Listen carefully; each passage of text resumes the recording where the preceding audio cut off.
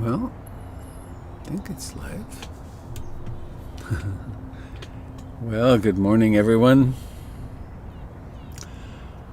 It's July the 30th. I'm a little concerned about the Facebook and YouTube feed. I hope it's working. The screen, the control screen on it is rather complicated, and I just discovered there's a little red dot, which I've never noticed before, and I immediately think, oh no, maybe it's not going, but maybe it is. Good morning, Facebook, YouTube, dwellers. In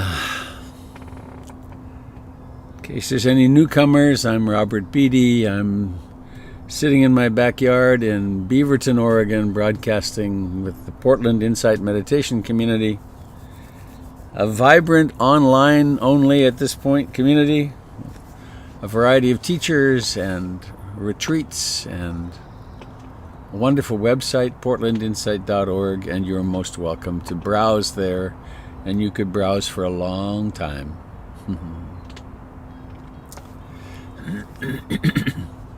It's another beautiful morning here in Portland, Oregon.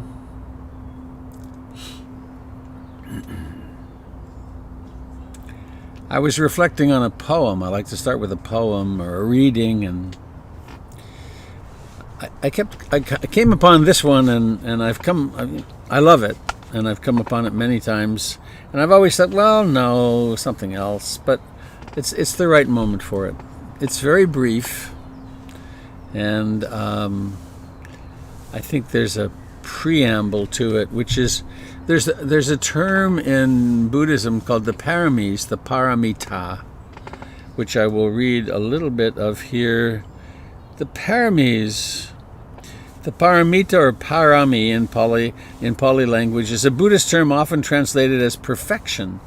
It is described in Buddhist commentaries as noble character qualities generally associated with enlightened beings. Parami and paramita are both terms in Pali. Pali makes a greater that's linguistics. I want to list you the paramis.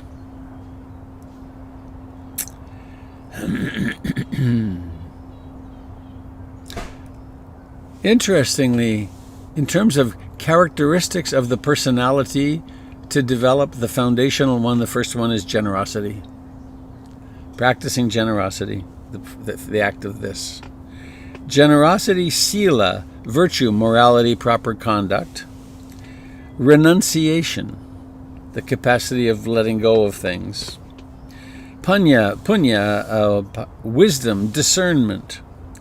Energy, diligence, vigor, effort.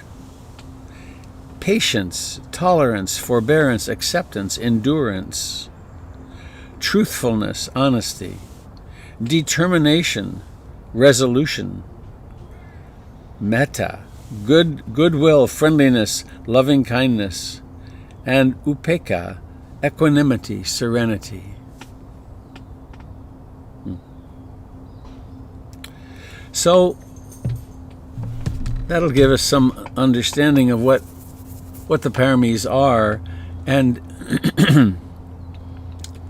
many years ago, Ajahn Chah sent Ajahn Sumedho, his senior Western student, to London, to England, to start a monastery, to bring that lineage of forest practice to England and the West.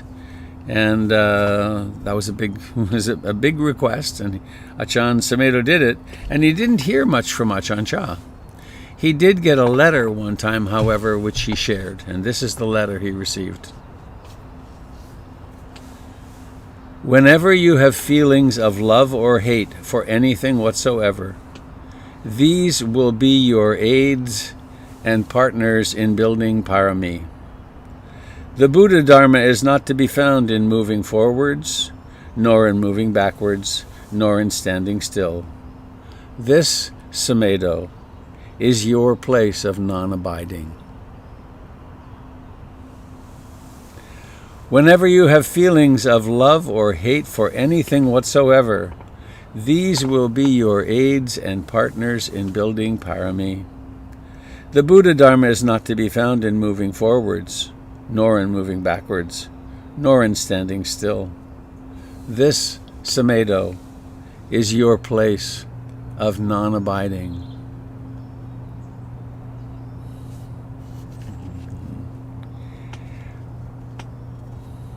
Liking and disliking, all day long, every sense contact. Whenever you have feelings of love or hate for anything whatsoever, these will be your aids and partners in building parami. The Buddha Dharma is not to be found in moving forwards, nor in moving backwards, nor in standing still. This Samedo is your place of non-abiding.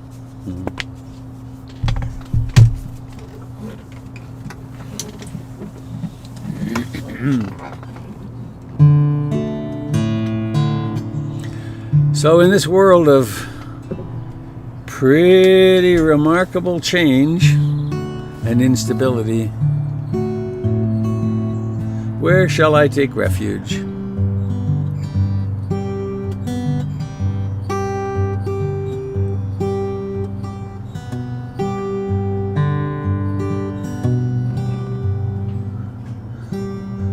I'm particularly fond of this little high sound.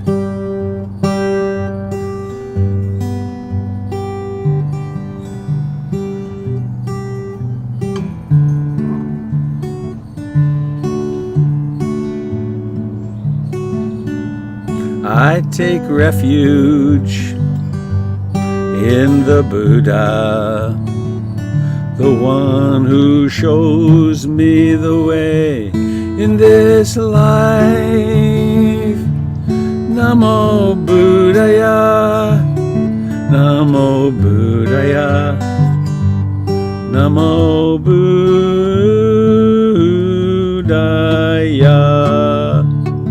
I'm going to change the sound. I'm told it's better.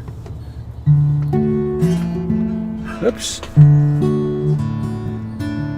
I take refuge in the Dharma, the way of understanding and love. Ups, love. Namo Dharmaya, Namo Dharmaya, Namo Dharmaya.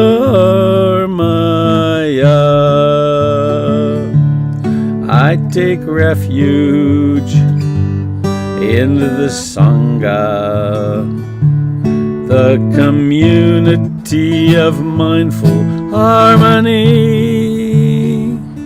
Namo Sangaya, Namo Sangaya, Namo Sangaya.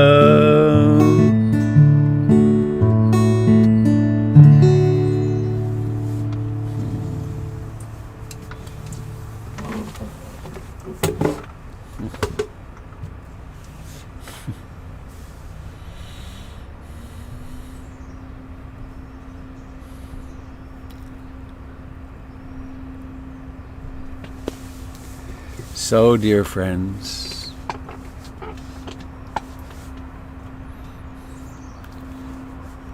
let's wake up together.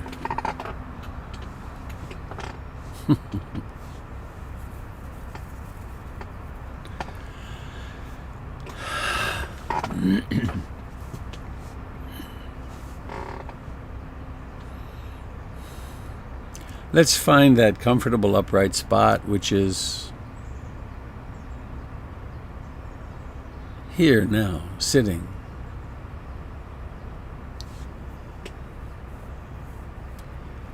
Maybe take a moment to, if you wish, open your eyes and look around your surroundings and see where this consciousness appears to be located here in this body that appears to look out on a world. And maybe take a few moments of gratitude for the extraordinary living circumstances you're in. Imagine having running water in your house, running hot water in your house. To have such wealth that we leave hot water running while we're doing something else in the kitchen or the bathroom. To have a soft bed. To have enough health to be sitting here looking at the screen.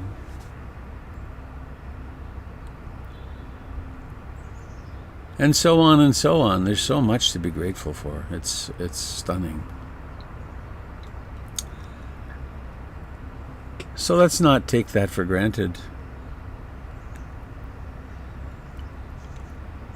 And then if you'd like, letting your eyes close and dropping into the other senses, the body where it touches the chair or the cushion.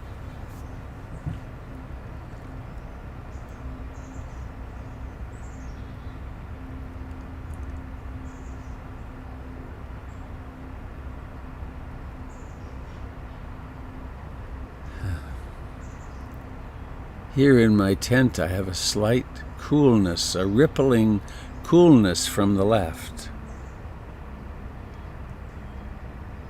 which the mind interprets as a slight breeze. Quite a lot cooler on one side than on the other. Temperature, the fire element.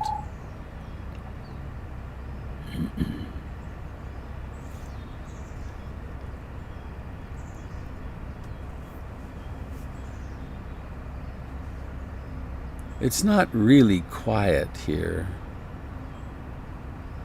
There's sound that actually sounds like ocean waves breaking on the coast, slightly distant coast, which is 2 different freeways.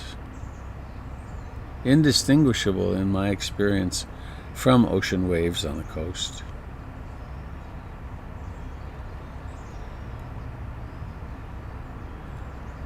And there's the aliveness of the body.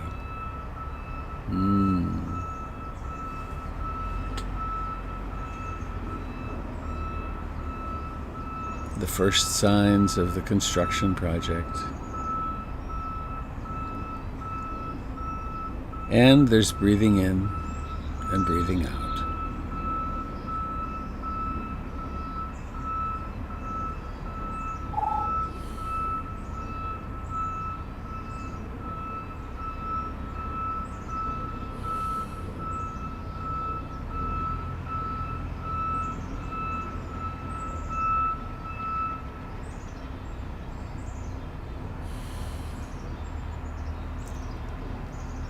Let us take this aliveness, this consciousness of the world through the sense doors as our training object.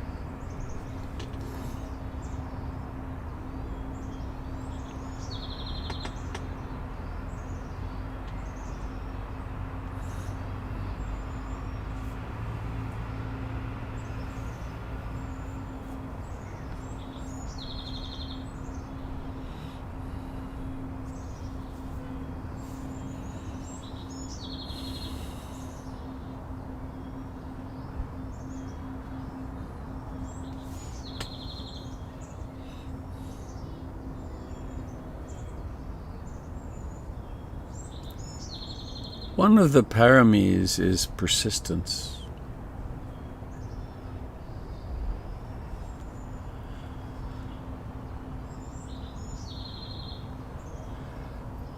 Making a practice of coming every day to gather together is a sort of persistence.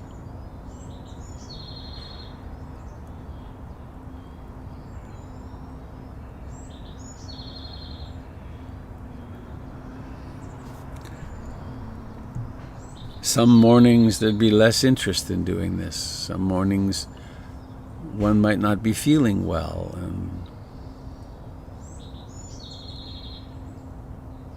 but there's something about making a vow or a clear intention This is the direction I intend to go.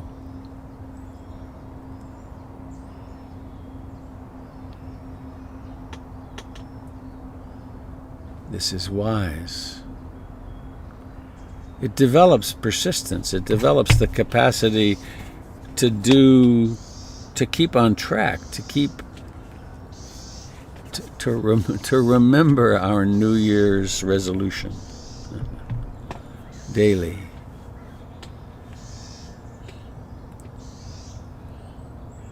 And then there's the quality of persistence, the same, parami, of persisting in, for instance, coming back to breathing, making the effort.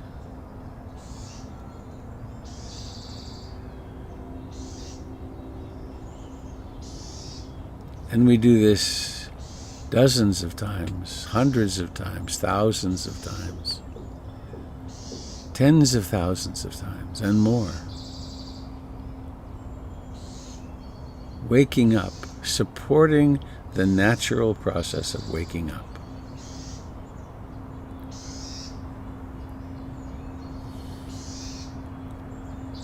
Embracing the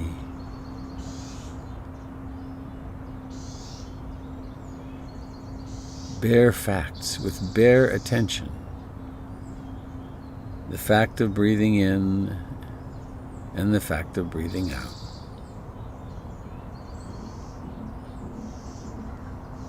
The fact of the mind wandering, worrying, planning,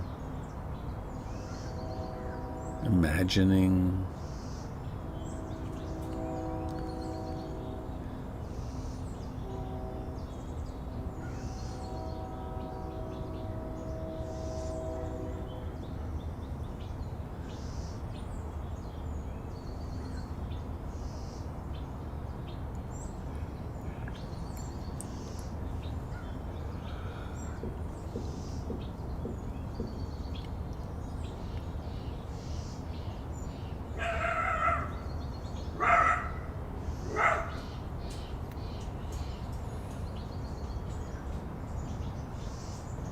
Sounds come into being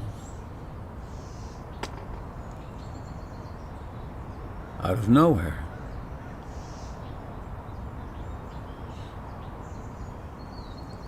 And they disappear.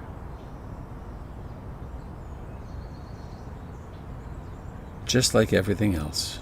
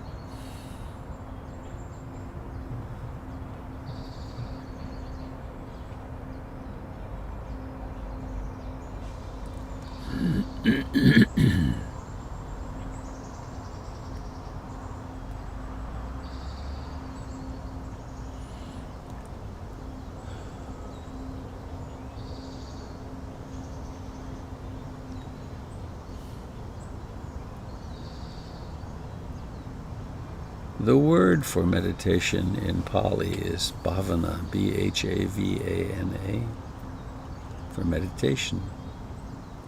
It means to cultivate. And in the same way, we cultivate the garden by preparing the soil and placing the seeds just right, and fertilizing and watering, and pulling out the weeds. We cultivate a crop.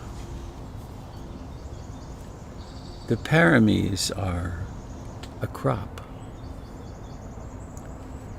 I really want to become more capable of staying on track and to persist in my determination.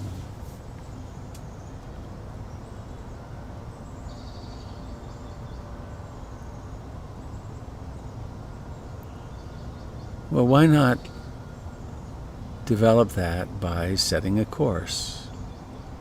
I intend to stay here with this breath. And persisting in it. Persisting when you don't want to. Persisting when you doubt. Persisting when the mind throws up desire and aversion and restlessness, agitation, and worry, and sloth and torpor.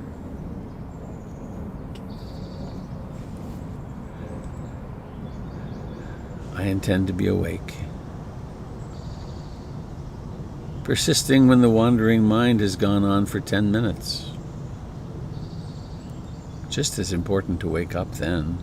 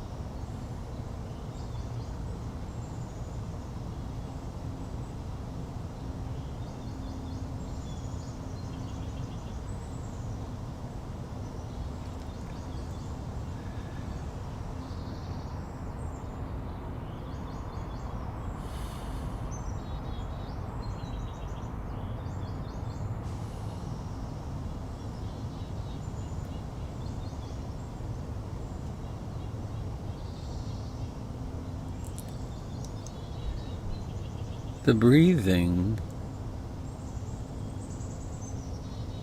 of a body exists in a context.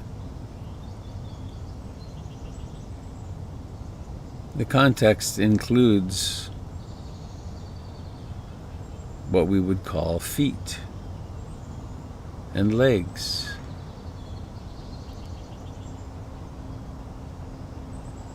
See if it's possible to be aware of feet and legs and breathing. It requires a softening.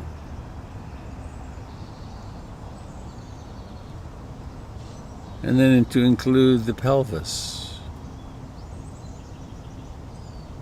genitals, buttocks,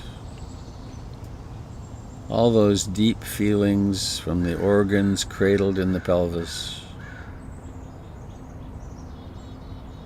Feet, legs, pelvis, breathing. And then up into the abdomen where the breath is pretty obvious.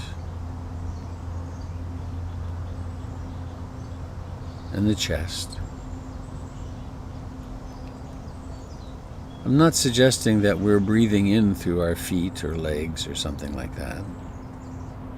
That's imagination, but there is life singing, really, from the hands and arms and the back, the armpits and shoulders, the solar plexus and chest.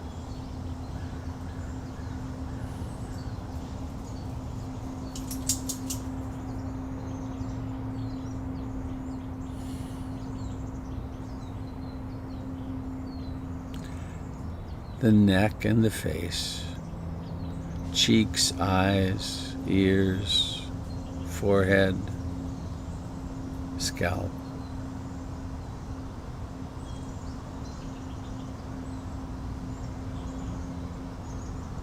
And so with a very determined yet gentle, soft approach, we abide in the entire breath body, as they call it. The whole body alive, and within this context the breathing happens.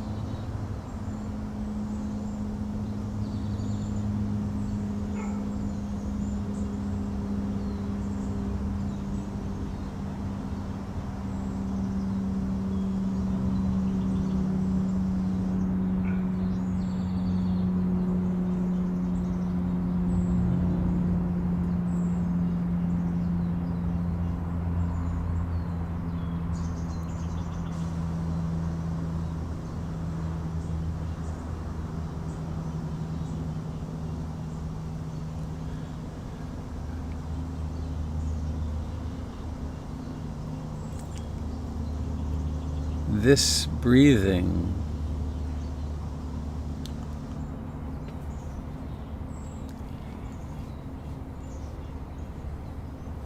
is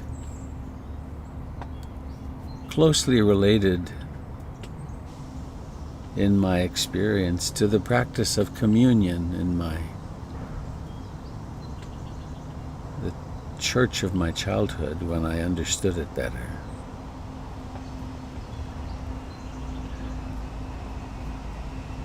A Catholic mystic, Father Bernard of the local Trappist Abbey, explained to me that the purpose of communion is, at the moment when the person receives the communion wafer, the host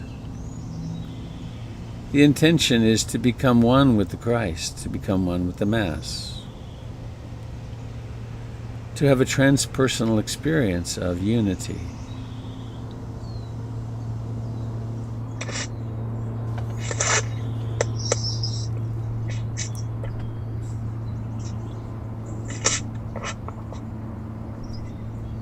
With each breath, we demonstrate and are the earth breathing. We take in the oxygen, which allows every cell in the body to function properly. If we are cut off from our source of oxygen, we quickly perish. So in a way, breathing is an act of loving, of being loved. Right at this moment, the whales are breathing. The sharks are swimming through the water to get the oxygenated water going through their gills.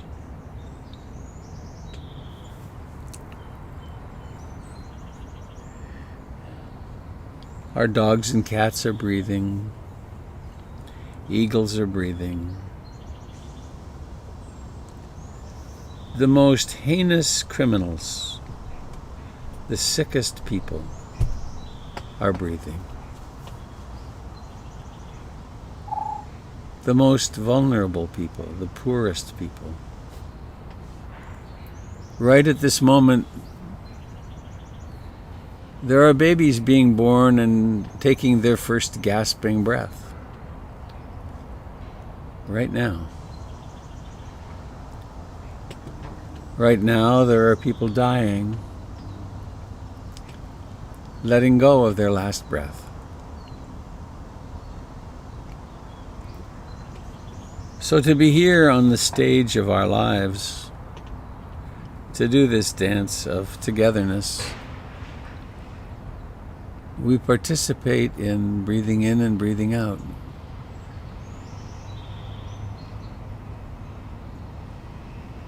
Why not do it consciously? Do it as a prayer.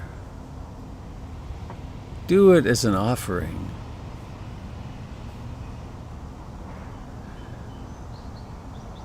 Breathe remembering you breathe with billions, hundreds of billions of other beings.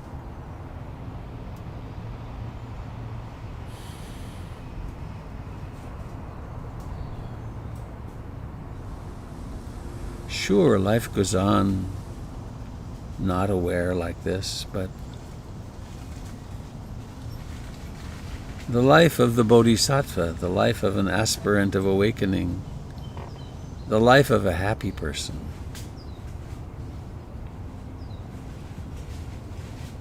recognizes the love in each breath. And we could, if we wanted, add a little mantra on the in-breath. May my life become one great sigh of gratitude.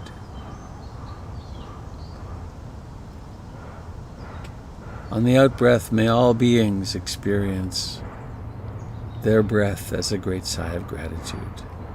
Or simpler, may I be really deeply happy. May all beings be truly deeply happy.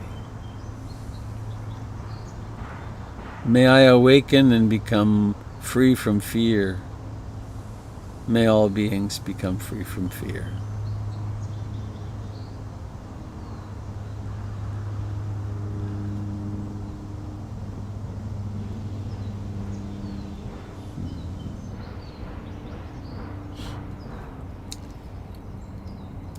And we might form an intention today to practice persistence or diligence, or to make a vow sort of I'm gonna emphasize today coming back to my chosen meditation object. If I'm walking, I want to be walking. If I'm working at the computer, I want to remember this is what I'm doing sometimes. So 10 times today, or 100 times today, or 1,000 times today, we could remember to be diligent, to make the effort to be awake. And not to tense up about it. Tensing up does nothing for it. Instead, resting back into the present moment again and again. Recognizing that the responsibility that we have in life has to do with taking care of, there's an image in Hinduism, Indra's web, the web of life. There's some parts of the web that I can reach, and there's some that you can reach.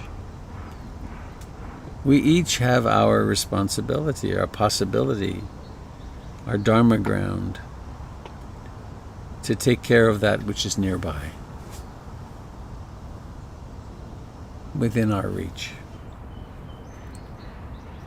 And so now I invite you to be aware of the whole body, to notice that it's breathing,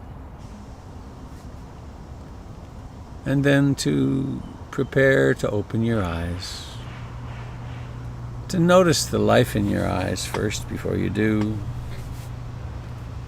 And then there's that kind of momentous phenomenon when the intention ripens, and then you realize to see you need to pull the eyelids up, back. They're in the way. They're quite in the way. And then letting them open and becoming aware of the phenomenon of seeing. Seeing. And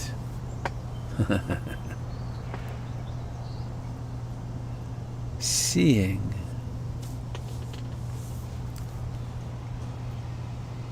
Seeing, and there's the familiarity, the beautiful familiarity of faces. Faces that I recognize. Faces with whom I now have various associations. And what great good fortune.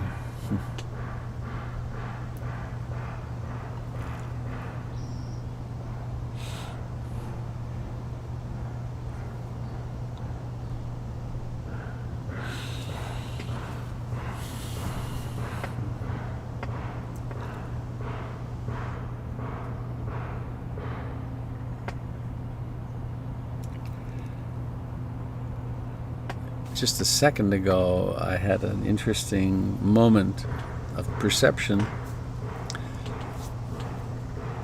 From that direction, say my ears, from that direction comes hammering. It's a pretty determined hammering. And in that, there's somehow I can't describe it, but there's an image or a knowing of the act which exists in my arm, my right arm. It's not in my left arm at all. I couldn't hammer anything with my left arm, but I know it here, and there's a visual as well. And it's not a little tap tap tap hammering. It's the whole arm. It's significant, and that occurs in the body. Whew, all that's happening all the time. Pretty strange. I guess the mirror neurons, they would say, doing that. So I have very simple announcements, the repetition of the announcements. One is to invite you to come on Saturday morning to the retreat that Kendall and I will be offering. That's ready to go. We now have 22 people coming, so you could be 23. And you probably know this, but if you don't, we have a wonderful financial policy at PIMC that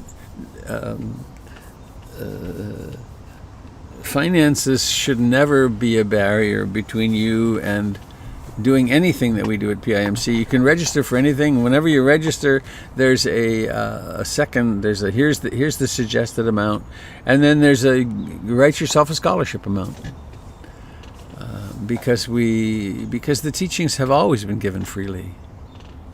If I had my way, if I I bought 2 lottery tickets 2 different times, and both times I lost. I was kind of disappointed. The first time I did, I thought, won't it be great? The headlines are Buddhist Dharma teacher buys 1 ticket and wins, and I wasn't anywhere near close. But I'd love it if I could say, here's the retreats. They're all paid for. Just come. That'd be great. So anyway, never let finances be an obstacle if that were the case. And then in addition to that, speaking finances, why not support PIMC generously through the website? And my book is out. It's on Amazon. Someday, about 2 weeks from now, we have to figure it out. I've been told I should create a day, and on this 24-hour period, encourage people to buy the book, because if more than 100 people buy the book, it moves to their bestseller area, which is supposedly a good thing. I don't know. It seems a bit like quackery to me, and I don't know. It's like going to Las Vegas or something. But I think I am going to do it. Play the game. And KPTV. Where'd you go? Where'd you go? Oh, hang on.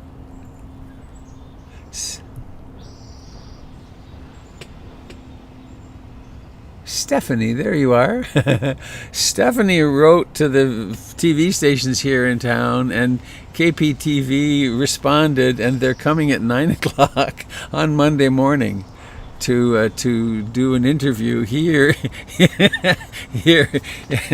in the Western the Buddha Broadcasting Network tent. So that's a kick. I asked the guy who's coming, why are you interested?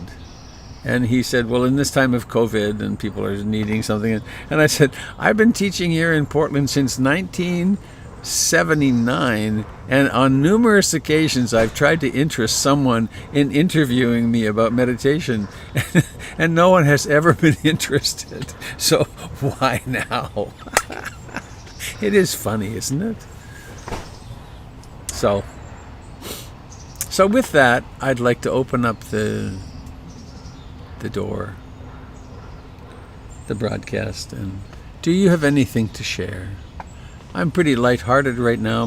The mind is pretty much at ease. The dog is okay for today, for the last day. She's back home, and she's getting to be an expensive dog. Boy, oh boy.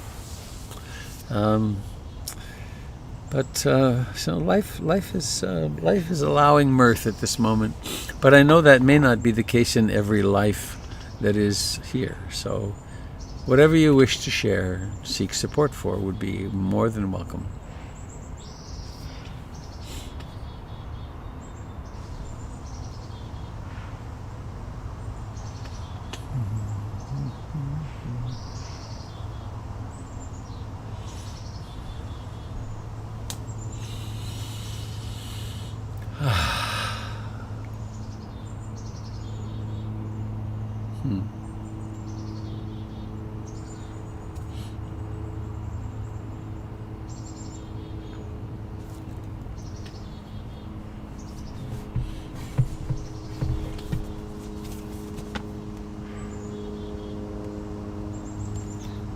Good morning, Robert.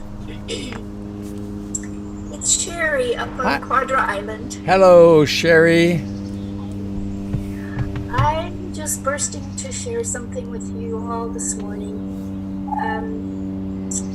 I look out on a little island, and for about 15 years now, I've been monitoring eagle nest. Oh yeah, you've spoken of it. I began to do that for a specific organization, and then they ran out of money, and they're not even collecting information anymore, but I do it for myself. And it's particularly satisfying during this COVID time when you're home. I'm home alone all the time. And I have my sun spotting scope. so that I can see better. It's too far away for me to see anything with the naked eye. And so I've been keeping track. This year there was only one eaglet hatched, and there have been as many as three. At any rate, I was watching, and even 15 years, I've not seen as much as I've seen this year, of course, because I'm here and I'm watching more. But yesterday, I saw this eaglet. He's getting ready to fledge, and he's up on the branches beside the nest, and he's doing baby steps as a baby learns to walk and place its feet and balance. He's got wings out, and he's hopping, stepping sideways down the branch, and then he's carefully turning around, and you can see him placing each foot carefully, and then he's hopped to another branch, and then the wind comes up. He's practicing with the wings, strengthening his wings, and finally I have to stop. Of course, other things are happening. Yesterday late, I tried to find them, and because they're all brown with no white head or tail, it's hard. They disappear in the trees. So I looked and looked and looked, and I could not see him on any branches nearby, and I thought, oh, he's fledged, and I don't know if I'll see him much again. Today I sat down to meditate with you, and I glanced out, and the reason I couldn't see him is because he's on an entirely different tree. Woohoo! Branch. So he's sticking up there just like a little emblem, and he balancing and practicing and hopping up and down, and he's obviously doing really well. The parents will be hanging around teaching him how to fish, and I hope to see that. But of course, once they're all out there, it's hard to tell. You can't tell which eagle is which. It's just been such a satisfying experience. I had to share. Thank you very much.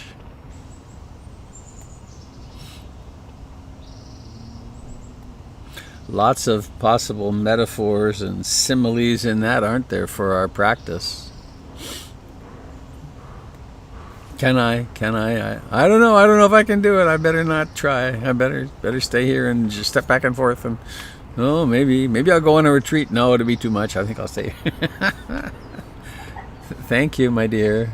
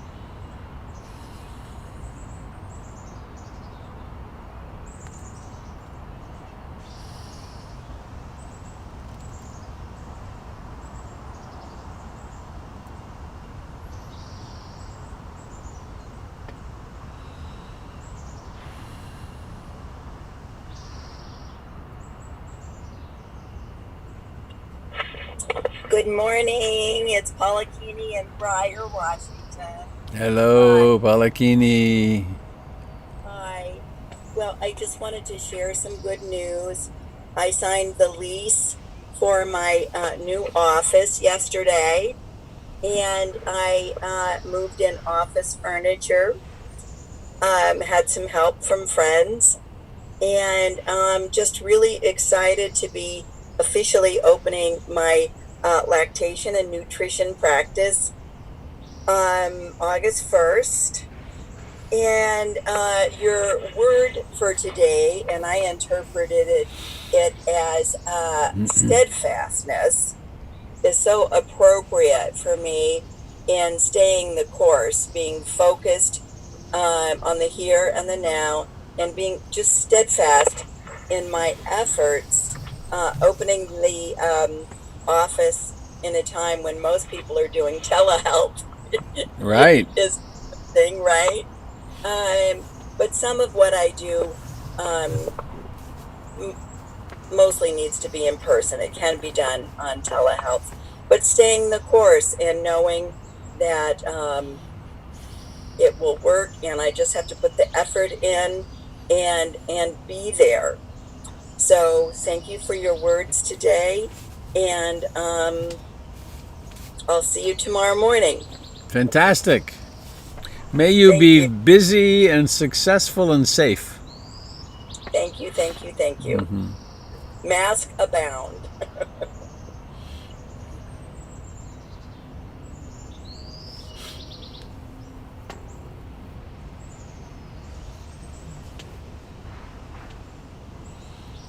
Right.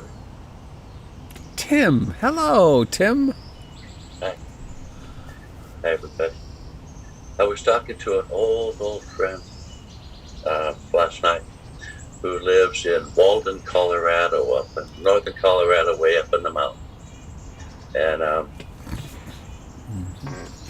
he was saying that there's becoming an increased population of people way up there. There's not a lot of people up there, but there's an increase of people up in the forest and the mountains that are been made homeless by the pandemic and are up there doing the best they can, living in the woods. And his wife and he were gonna put together some food and pick it out and distribute it to them.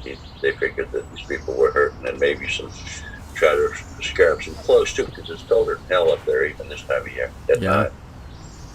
And I was thinking about that, and I was looking at the Guardian this morning, and there's an article in the Guardian about the wave of evictions in California and all over.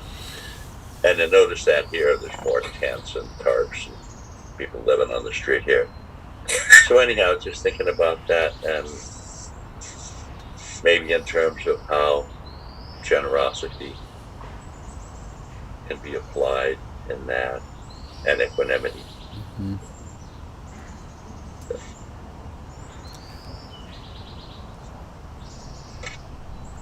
I was reading or watching something about the coming wave of evictions, and it's very difficult to allow it in, to let the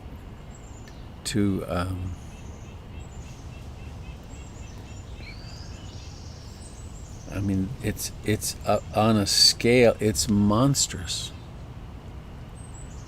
It's monstrous. Of course, it will affect the poor and people of color the most. But imagine. It's just... and it will be millions of people that are going to become homeless unless they get their act together in Congress and become generous quickly. It's... I don't know. I have a little pleasure around food shortage, in that my garden, which has gone insane. I mean, truly, people walk by and they look at it and say, "What did you do?" Because they're 22-inch high beds, and then the tomato plants are 6 feet high. On top of that, they're just, it's crazy. And but we're just starting to get the crop, and of course the crop comes in all at once, and I'm able to drive a mere 2 miles down the road to a place where I can give it away, and they have a distribution point. So I'm going to be able to take bags of food every day, fresh organic vegetables, to the people who need it, and that feels good.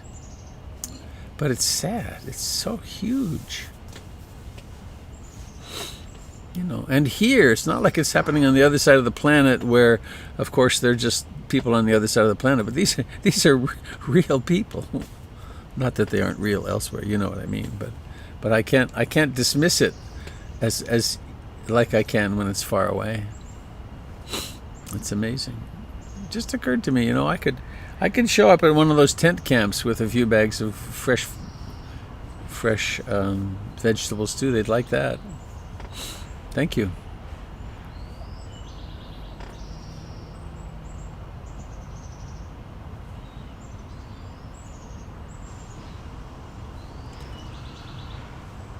Dave Minicosi just put something on about donating on the chat.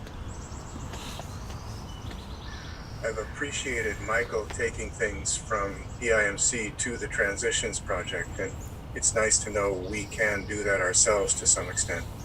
Yeah. Yeah.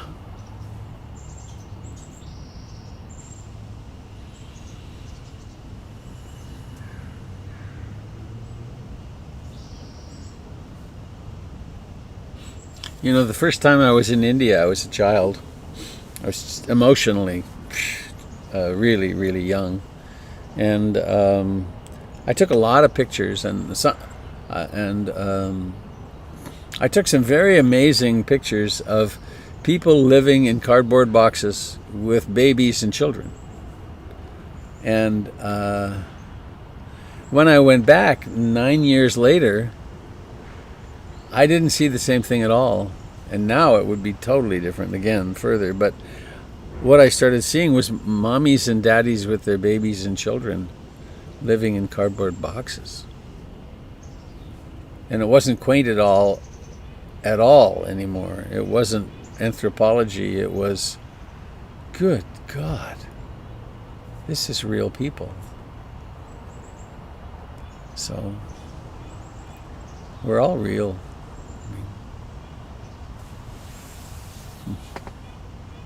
Thanks, Dave.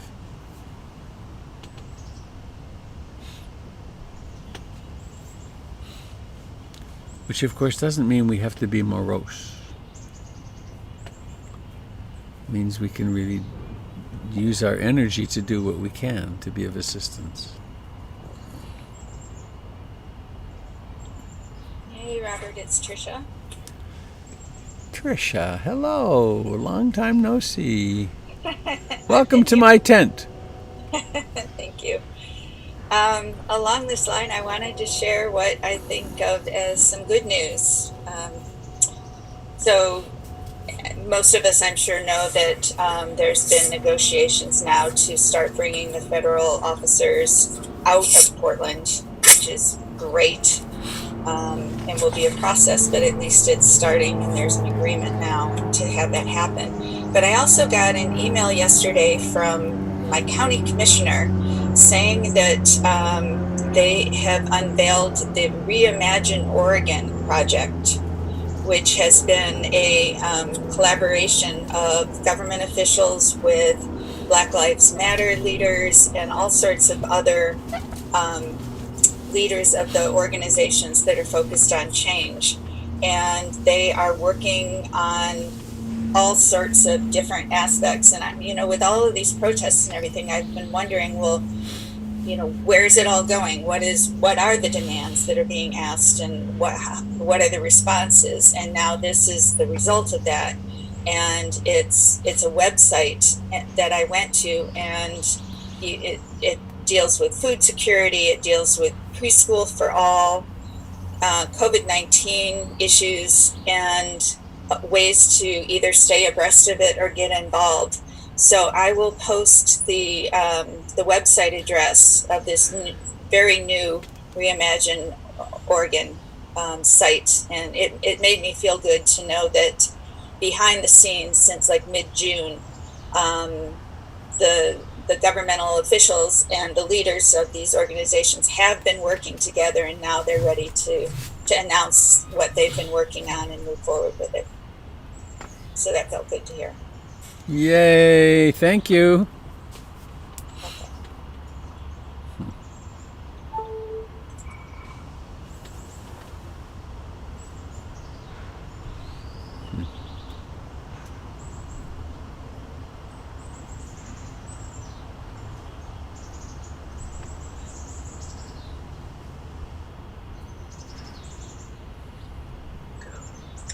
Robert. It's Michael.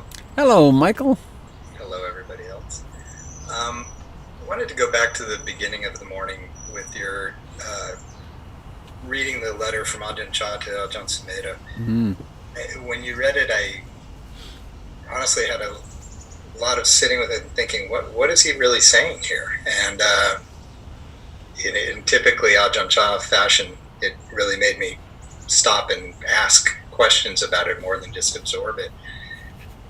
And it tied into a little bit, this is going to touch a little bit on what Patricia just noted, not so much with the Reimagine Oregon, but I don't usually start my morning looking at the news, but I did this morning a little bit, and just was watching all of the whipsaw action going on around so many different things, from the wall of moms to the city of Portland throwing a measure to the November ballot on police reform. And then when I heard your quote on Ajahn Chah's letter, it made me think of just, and I guess this is kind of a question, to not get caught up in our thoughts of what's going to happen or what should happen or what might happen, but to take things as they come and be flexible, and within that have faith. And for some reason it's an emotional morning, so I'm stopping with that. Thank you.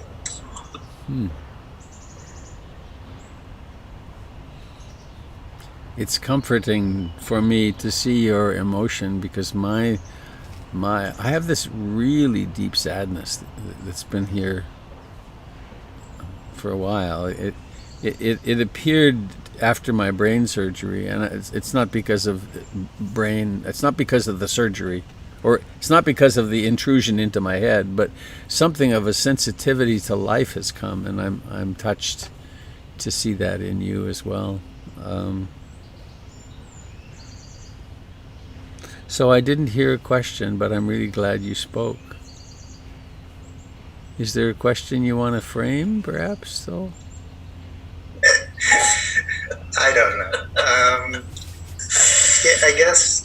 I guess it's just for me trying to acknowledge that things are on a much more compressed and steeper roller coaster these days. Oh. These days being the last few months, and that whole Ajahn Chah's letter really kind of brought that home to me in a lot of ways, that's what it is, and that's where I am, and that's where so many people are, and that's okay. And that faith is a lot of that, and faith and trust that people are doing the best they are right now, and I'm doing the best I am right now, and maybe it'll be different this afternoon, maybe it'll be different as soon as I hit mute again, but that's okay. And that's all. So I just wanted to share that, because once again, I find that if I'm going through something, I'm rarely the only person doing that. So thank you. Thank you for sharing that.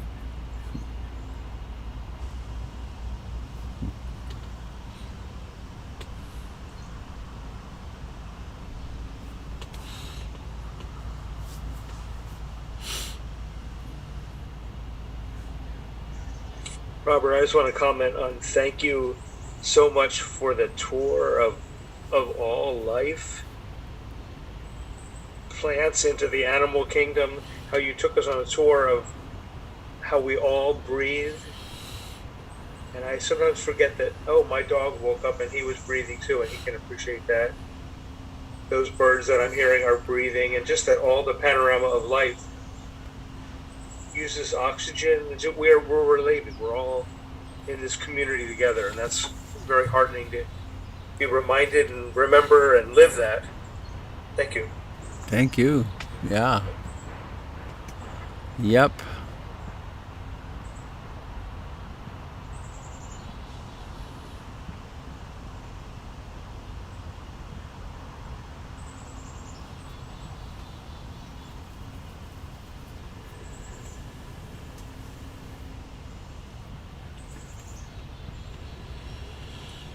Hey, this is Christy, and I have a completely unrelated, a funny question.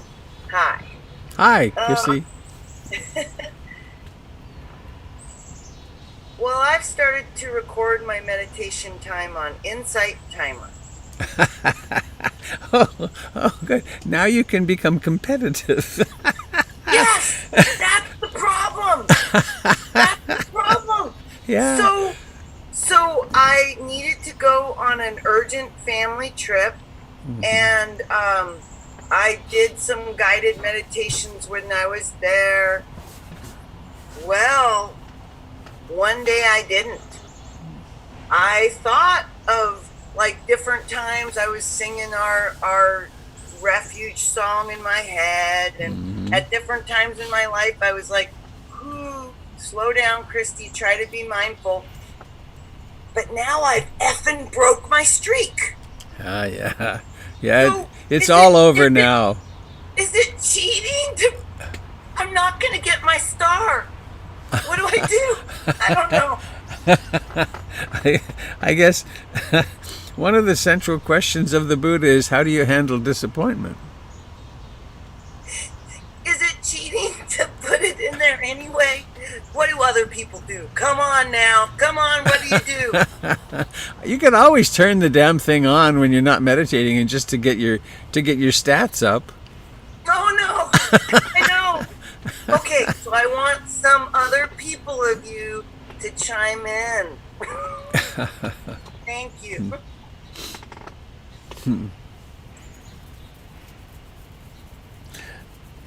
Yeah. I have a different relationship with Insight Timer. I was using it. I used it for a year or more, and it was interesting to watch the stats. And then I was in Colorado, actually. I did a little retreat in Colorado by myself, and I got a massage, and the woman who gave me the massage was a shaman, a Native American person, and anyway, we were talking as she was working on my body, and I told her, somehow or another, I told her about Insight Timer, and she stopped and stepped back a couple of feet and said, "What? You're announcing to the world when you're in meditation? Why would you do that in your most open, vulnerable places? You need to pull the curtain and get behind there." And it was very interesting to me. And then I came home and discontinued using the timer. So I know this is heresy in the Insight Timer world, but and not a big deal, but it's interesting. But it is interesting how it sets off wanting to get a good record, and so on. And that's wonderful to watch in oneself, because no doubt you do that in other parts of your life too. So it's a way to illuminate that part that my sense of identity comes from getting a star, or we all do that. And I didn't really mean it when I said cheat. I really didn't. I take that back.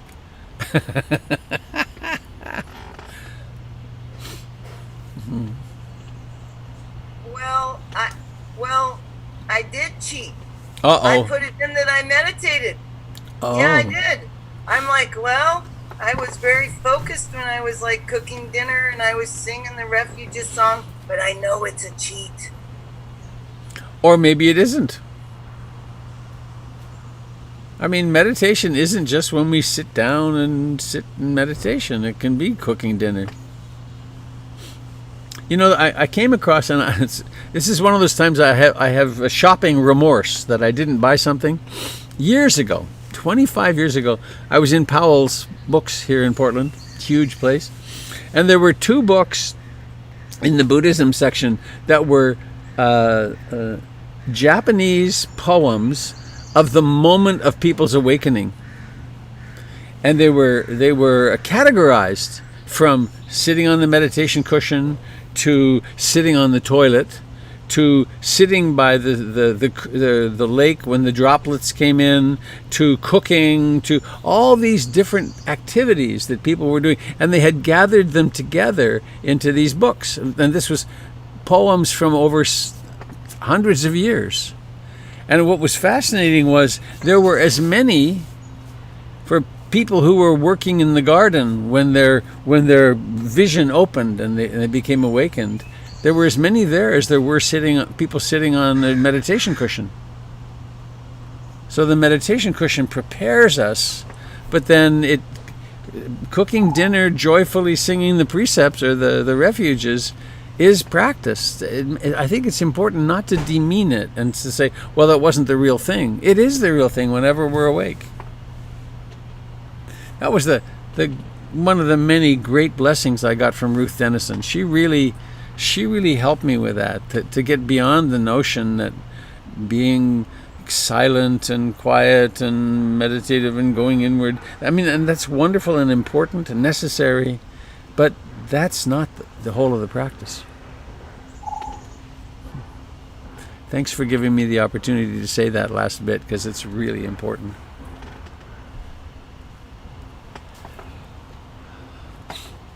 "12 minutes after 8, speaking digitally. I must go fairly soon. Anybody sitting on anything that would be good to bring forth?"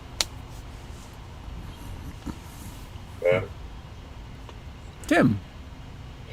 That reminds me that somebody said this, and I'm not sure who, but it was along with what you're saying. It said the point of meditation is not to learn to be a good meditator. It's to learn to have a good, authentic life. Yeah.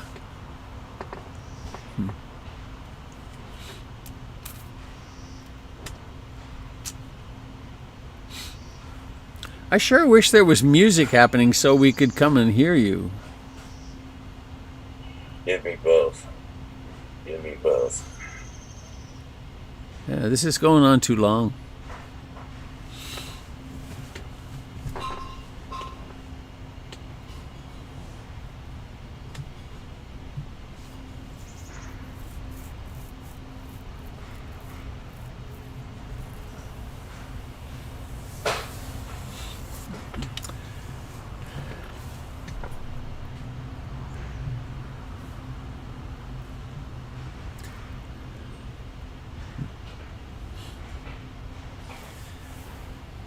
I read again the directions, the rules for churches at this time, and I figured out again that it would be possible for us to meet in the garden at PIMC. We could get it with the square footage we have. We could have as many as 65 people, and it just occurred to me we could have a music event too. It doesn't have to be just our meetings. So I'm gonna, lots of organization to pull something like that off, but I'm going to reinvestigate it and be good to do. So, last call.